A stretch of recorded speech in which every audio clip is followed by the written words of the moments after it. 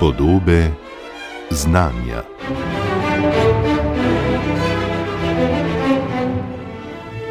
Še dolgo potem, ko železarski, jeklarski in rudniški obrati zaprejo svoja vrata, je njihova okolica lahko močno onesnažena.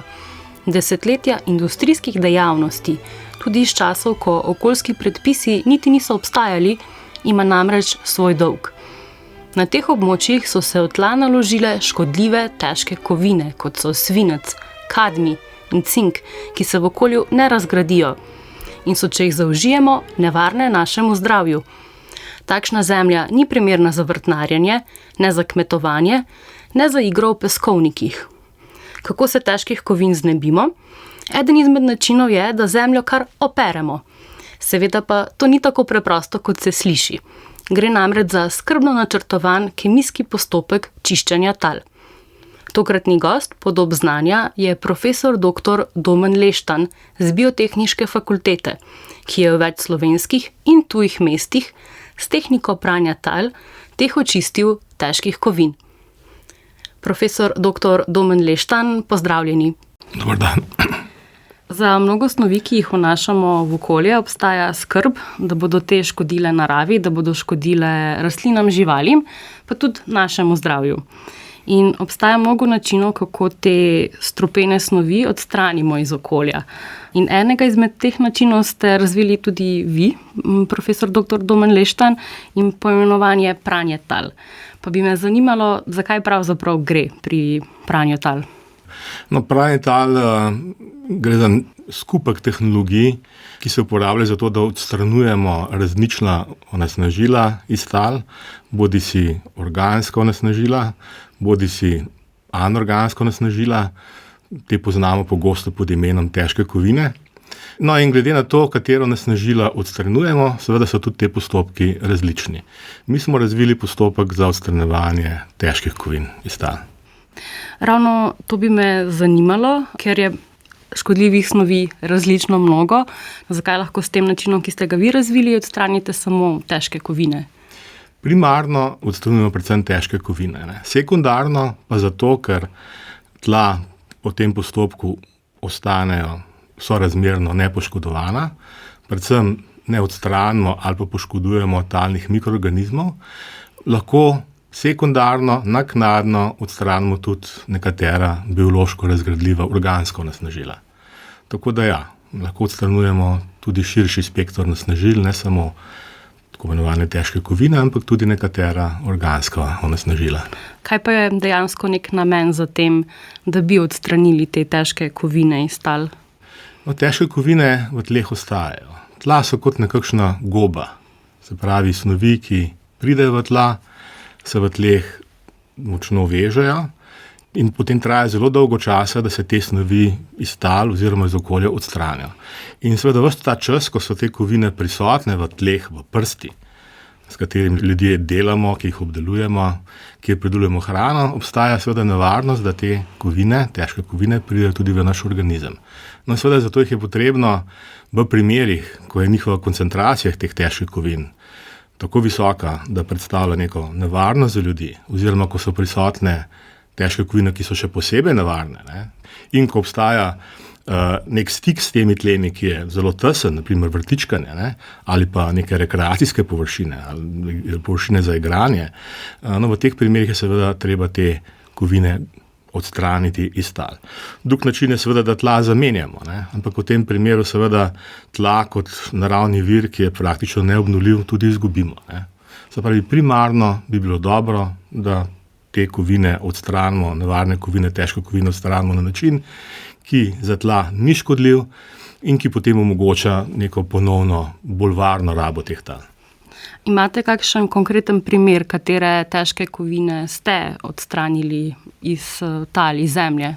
No, tako, mi lahko odstranjujemo širok nazbor težkih kovin, se pravi svinec, kadmij, cink, nikelj, bakar, to so te težke kovine, ki so tudi običajno prisotne v onesnaženih tleh.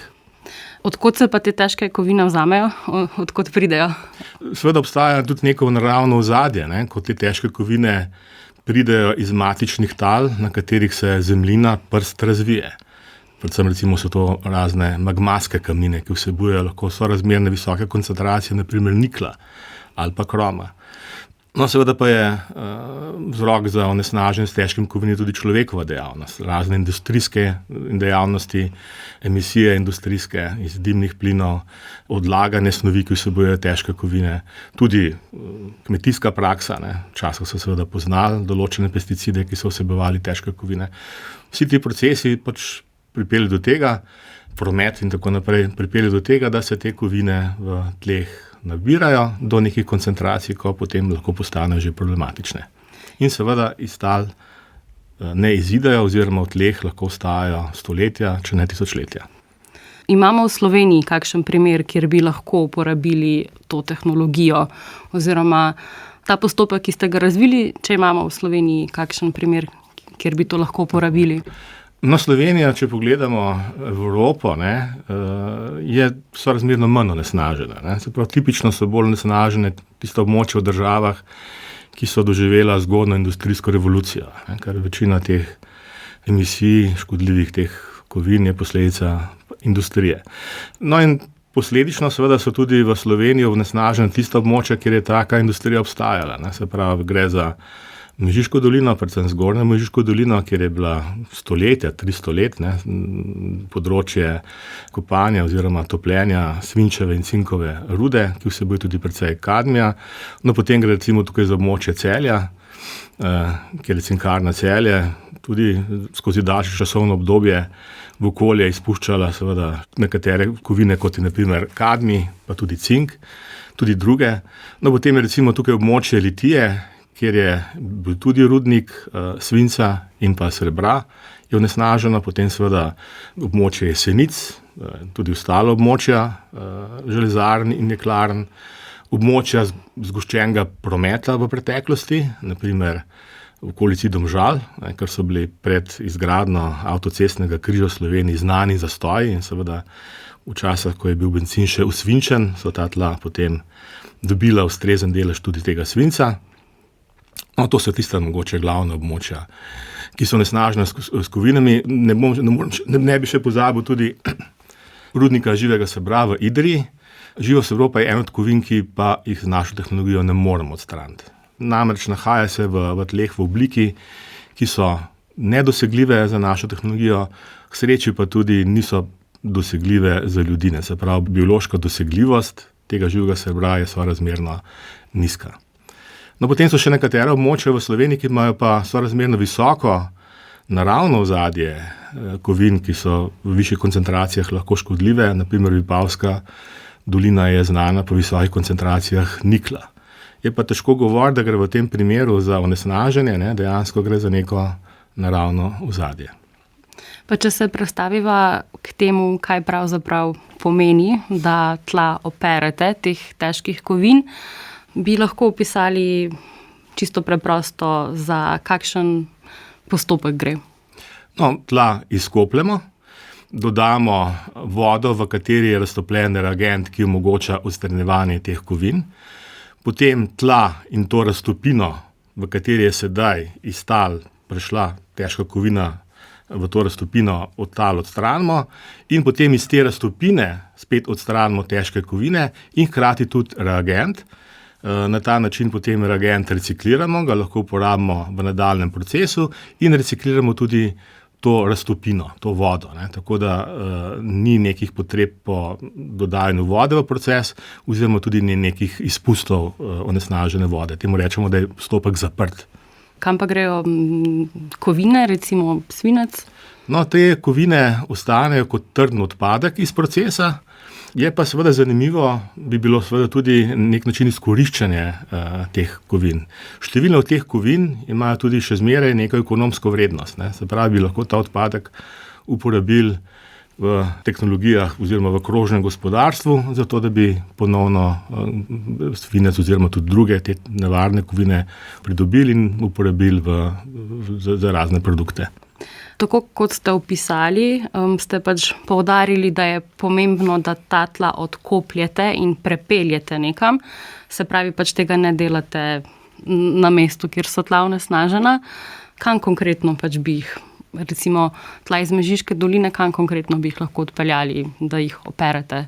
Ne, ni nujno. Ne. Se pravi, tukaj sta dve izvedbe teh tehnologij. Ena je izvedba, ko to počnemo na samem mestu izkopa, se pravi, dejansko obrat pripeljemo, je v neki obliki, kjer ga je možno transportirati na samo mesto izkopa in tam tla očistimo in ga tudi potem vrnemo takoj nazaj na samo mesto izkopa. Ne. To je recimo bi bilo lahko uporabno za kakšna gosto naseljena območja, kjer bi bil transport onesnažen zemlje lahko problematičen.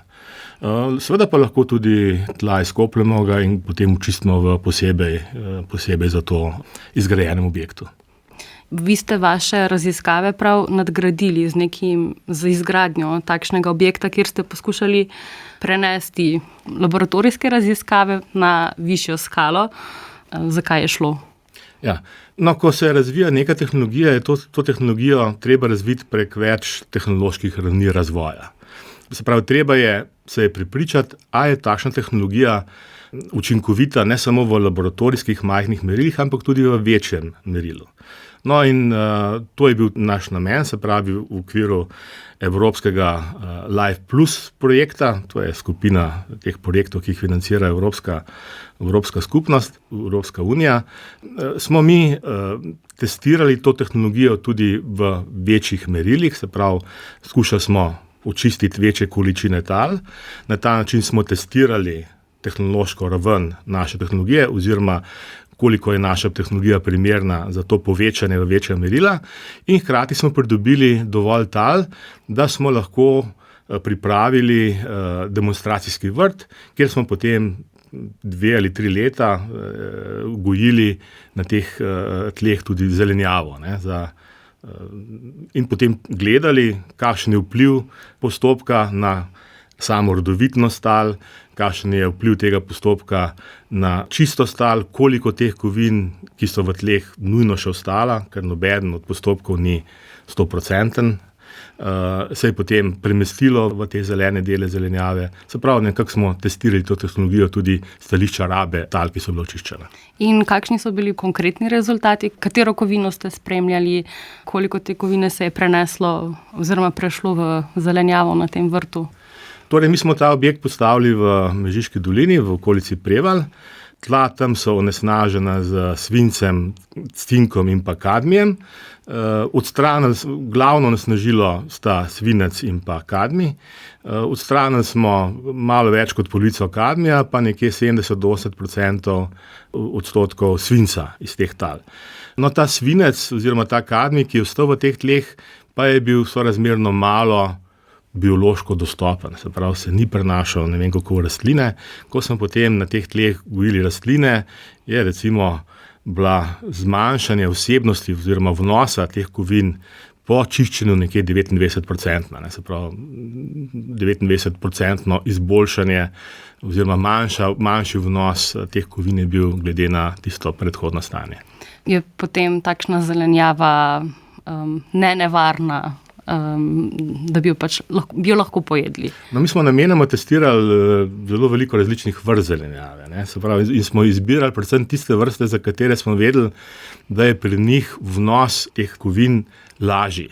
Pri večini zelenjav smo ugotovili, da so po tem postopku nenevarne, se pravi, da vsebnost teh kovin je nižja kot predpisana z uredbo v zakonodajnem okviru.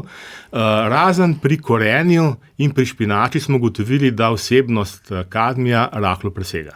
Tako da kljub temu čiščenju bi seveda bilo potrebno določiti kultivar rastlin oziroma zelenjave, ki jih na takih tleh je varno gojiti, ne.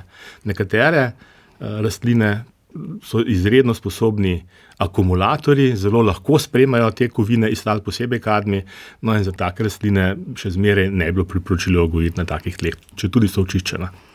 Ravno pri teh rastlinah se mi je porodilo še eno vprašanje, in sicer zakaj bi tla ravno oprali z nekimi kemičnimi snovmi, zakaj ne bi uporabili kakšnega drugega načina čiščenja tal, recimo rastlin?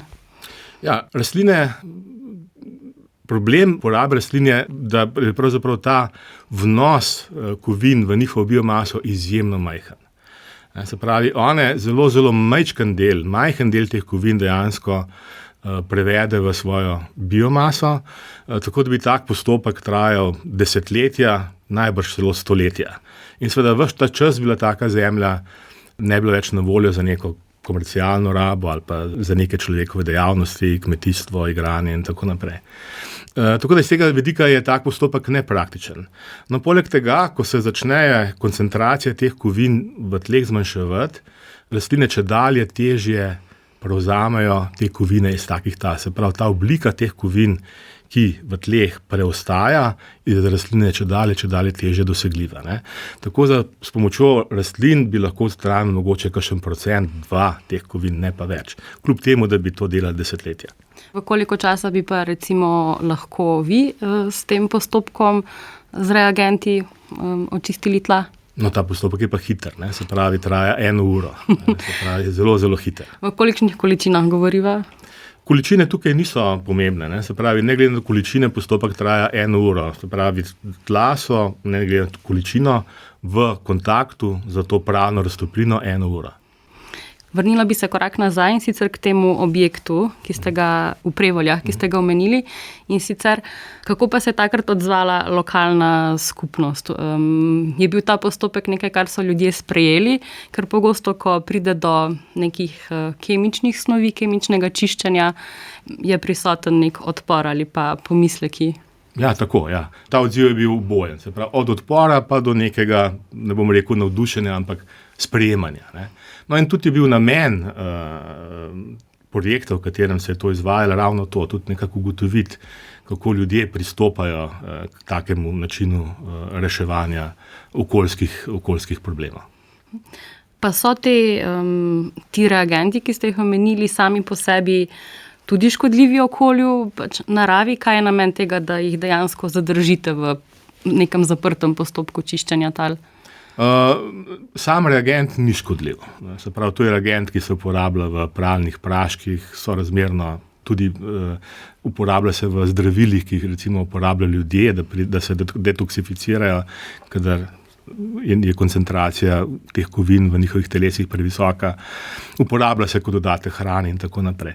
Vendar pa, ko je povezan z temi težkimi nevarnimi kovinami, v tem primeru seveda pa je nevaren, ne zaradi sam po sebi, ampak zaradi teh težkih kovin. Ne.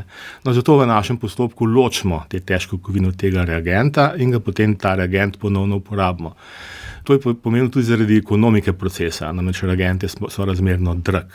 No in ekonomika samega procesa je zasnovana na ta način, da recikliramo ta reagent s pomočjo snovi, ki so sorazmerno poceni. Ne. Omenili ste že, da je po tem postopku, da so tla kvalitetna, da je ta zemlja kakovostna, da nima pač poslabšanih lastnosti. Pa bi me vseeno zanimalo, če lahko več poveste, kakšna je, kaj se zgodi z mikroorganizmi, kaj mogoče z organsko snovjo, ker je morda težko verjeti, da po vsem tem postopku dostanejo tla zdrava. No, kot tla, seveda so tla mehansko obdelana. Ne? In seveda, ko tlom dodamo prsti, dodamo vodo, se razpustijo. Se pravi, ta agregacija tal, se pravi, te talni skupki so porušeni. Se pravi, postopek privede do te mehanske degradacije tal, mehanske škode na teh tleh. Je pa postopek sorazmerno hiter, se pravi, traja 1 uro, tako da tistega bistvenega dela organizmov v tleh, to so talni mikroorganizmi, ne uničimo. Ne. No, saj vemo recimo iz prakse, da je mikroorganizme zelo težko uničiti. Ne. Se pravi, treba je nekaj močno segreti ali treba uporabiti ena zelo agresivna sredstva, da mikroorganizme uničimo, recimo v zdravstvu in tako naprej, sterilizacija. Ne. Se pravi, res je treba, ti ukrepi so sorazmerno močni, kemijsko ali pa fizikalno. V tem primeru seveda mikroorganizmov ne uničimo. Razen nekaterih tako imenovanih mikoriznih gliv, to so glive, ki pa tvorijo take tenke nitke, rečemo hife, no in te so pa občutljive na mehanske strese. No, te glive mi uničujemo tudi, če tla preorjemo ali pa če tla prekopljemo, se pravi, njim seveda vsak mehanski stres škodi, se pa sorazmerno hitro obnovijo. No, kar je bilo zanimivo, je to, da sam proces ne uniči oziroma ne škodi malo večjim organizmom, naprimer talnim nevratenčanem, talnim členonožcem, kot so recimo razne pršice, skakači in tako naprej. Ne. Tudi tak proces preživijo. No, in ti poskusi so bili delani neodvisno od nas, delali so jih kolegi iz Bokuja, to je univerza na Dunaju. Res pa je, da uničimo pa večje organizme, se pravi, uničimo deževnike, ki so izredno pomembni za tla, uničimo seveda tudi, te najbolj že prej pobegnejo, razne miške in voluharje, predvsem pa seveda deževnike. So pa tla po tej obdelavi dovolj ugodna, da omogočajo preživetje deževnikov, se pravi, deževniki se v teh tleh hitro rekolonizirajo in dobro preživijo spet v teh tleh. No, kar se tiče pa te mehanske degradacije, se pravi, ko te skupki razpadejo, ne, je del našega postopka tudi tako imenovan rastlinski management, tujka je fitomanagement, se temu reče. Se pravi, mi v ta tla zasadimo rastline, za katere je značilno, da imajo zelo gost koreninski sistem. Ne. In ena taka rastlina, recimo ajda. Ne. Ajda raste sorazmerno hitro, ima zelo gost rastlinski sistem, no, in ta gost rastlinski sistem potem omogoča zelo hitro reagregacijo, skupljanje teh delcev prsti, da dobijo potem tiste običajne mehanske lastnosti. Kje vse pa ste to dejansko preizkusili? Ste to preizkusili še kje poleg teh že omenjenih preval? No, to smo preizkusili, kar se Slovenije tiče, smo preizkusili potem na samem mestu v Celju. Potem smo to preizkusili na tleh iz Litije in potem smo tudi preizkusili na tleh, ki so bila onesnažena na vojaških streliščih na Počeku. Ne, se pravi, tam so tla onesnažene zaradi teh nabojev, ki vsebujejo tudi svinec. Preizkusili smo tudi tla iz tujine, iz Francije, Romunije, Italije, Španije, Norveške, Češke in Bolgarije. Ja. Tako da sorazmerno veliko imamo teh tako imenovanih case studijev, se pravi primerov. Skušamo preizkusiti to tehnologijo na čim več različnih vrstah tal, ki so onesnažene z čim več različnimi tako imenovanimi težkimi kovinami na čim več različnih načinov. Pa so katere, omenili ste že kadmij, da ga je ostalo malce več v tleh, če sem prav razumela. So katere kovine, ki jih je lažje, oziroma kovine, ki jih je težje odstraniti? No, sorazmerno dobro se odstranjuje svinec, v nekaterih primerih cink, v nekaterih primerih ne. Kadmij je tako, ne. Ponavadi ni najbolj, dosežemo recimo lahko 70-80% odstranitev tudi, lahko pa tudi manj. Potem se dobro odstranjuje na primer nikelj, lahko se dobro odstranjuje bakar, spet od primera do primera odvisno, zelo je to odvisno od načina onesnaženja od vrste tal. Ja. Lahko več poveste pač o tej vrsti tal, zakaj je to pomembno? Ja. No, recimo, ponavadi je odstranjevanje boljše iz tistih tal, ki so bolj kisla.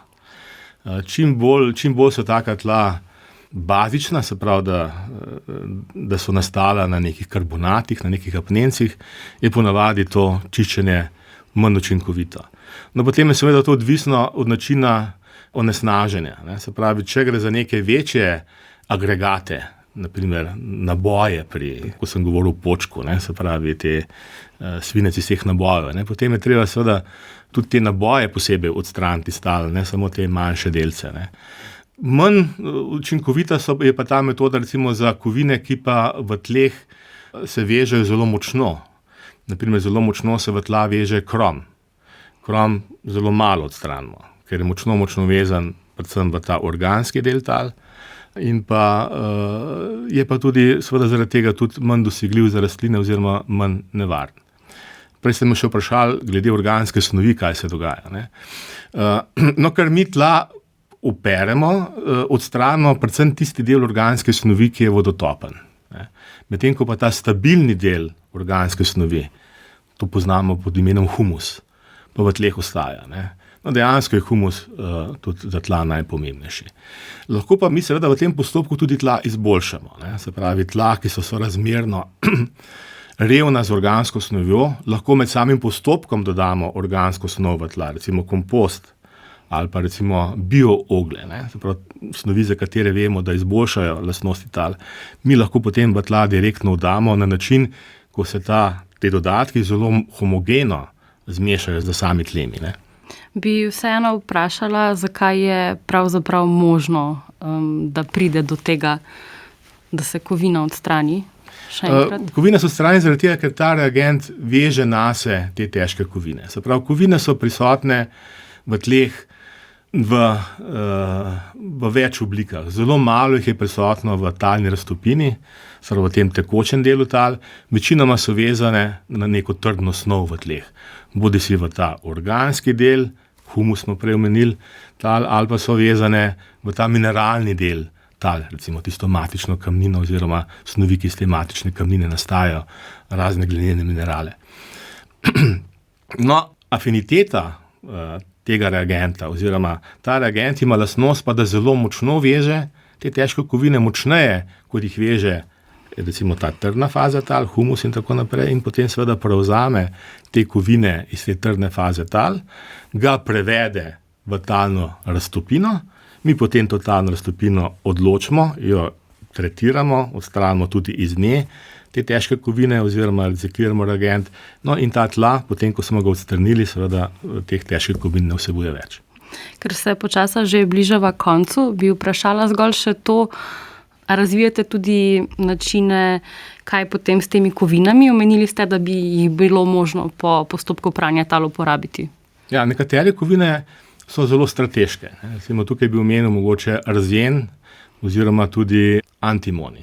To so sicer polkovini, ki jih z neko modifikacijo našega procesa tudi lahko odstranimo. No, te kovine sta recimo za države Evropske unije strateške surovine.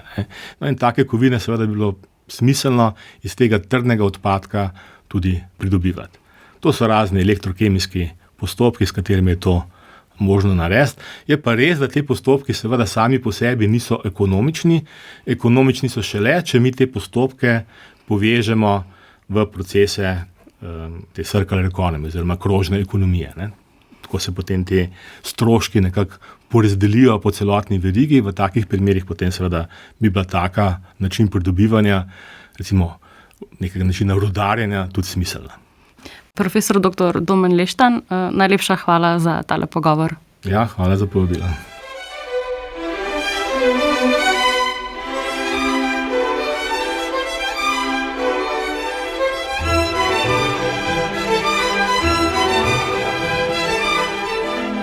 Podobe znanja.